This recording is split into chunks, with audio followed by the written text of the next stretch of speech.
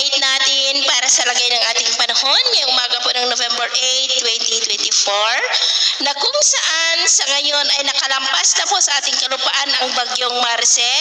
Nasa kanlurang baybayin na po ng Ilocos Norte, about 75 km northwest ng Lawag City. Nataglay po ang lakas ng hangin na maabot pa rin sa 175 km per hour habang kumikilos po pa southwestward sa bilis na 15 km per hour. Mamayang hapon ay makakalabas na po yan dito sa ating area of responsibility. Pero ngayong weekend po ay may panibago ulit na banta ng sama ng panahon na maaaring papasok dito sa loob ng ating area of responsibility na nagbabanta na lalapit muli dito Luzon at may panibago pa na isang sama ng panahon na maaari muli na papasok sa ating area of responsibility.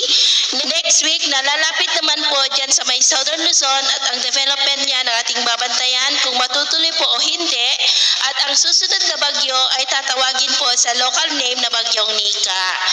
At sa lagay po ng ating panahon ngayong umaga, kahit na nakalampas na po ang bagyong si Marce, ay masahan pa rin po natin ang malalakas na ulan na may mga pagbugso ng hangin dyan sa may Ilocos Region, Cordillera, Cagayan at extreme northern Luzon. At dahil naman po sa mga localized thunderstorm, ay may mga pag-uulan sa ilang bahagi ng Catanduanes, Legazpi, Sorsogon, Masbate, Iloilo, Negros, Cebu at ilang bahagi ng Bohol. At mamaya po ay sisikat naman ang araw sa malaking bahagi ng ating bansa.